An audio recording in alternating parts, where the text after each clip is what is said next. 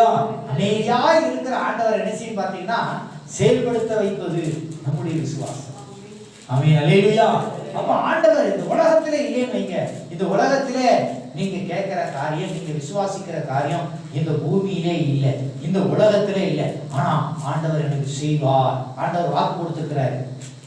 ஆண்டவர் உங்களுக்கு வாக்கு கொடுத்திருக்கிறார், உங்களுக்கு செய்வார் அப்படின்னு சொல்லி அந்த விசுவாசம் உங்களுக்குள்ள ஆழமா இருந்ததுன்னா, சந்தேகம் இல்லாமல் ஆழமா இருந்ததுன்னா, ஆண்டவர் நமக்கு என்ன செய்வார்னா உருவாக்குவார். அல்லேலூயா, உருவாக்குவார். 75 வயசுல ஆண்டவர் சொல்றார், உன் சந்ததியை ஆசீர்வதிப்பேன், உனக்குள்ள இந்த பூமியில இருக்கிற வம்சங்களா ஆசீர்வதிக்கப்படும் அப்படிங்கிற. வயசு எத்தனை? 75. அப்ப என்ன இல்ல?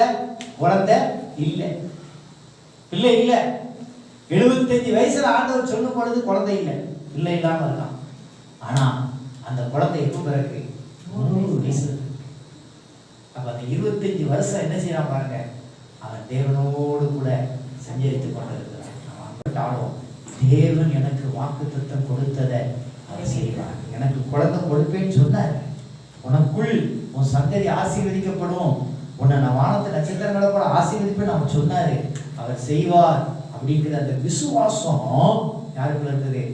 ஆபிரகாமுக்குள்ள. அல்லேலூயா. அதே போல அந்த விசுவாசத்தின்படியே ஆண்டவர் என்ன செஞ்சாரு? ஆபிரகாமை ஆசீர்வதித்தார். அல்லேலூயா.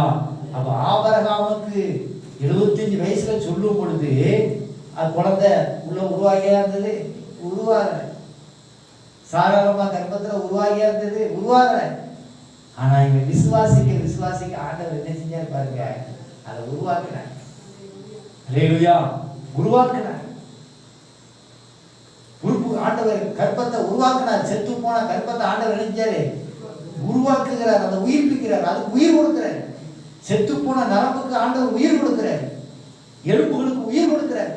அப்போ விசுவாசிக்க ஆண்டவரால் எல்லாம் கூடும். விசுவாசிக்கும் பொழுது என்ன நடக்கும்னா, எதெல்லாம் ஒண்ணும் இல்லாம இருக்கோ அதெல்லாம் உருவாகும். அல்லேலூயா. இல்லாதது உருவாகும். அன்பான கர்த்தருடைய பிள்ளைகளே, இல்லாததை ஆண்டவர் இருக்கிற வண்ணமாக மாற்றுவார். அதுதான் தேவன் நம்மிடத்துல எதிர்பார்க்கக்கூடிய விசுவாசம்.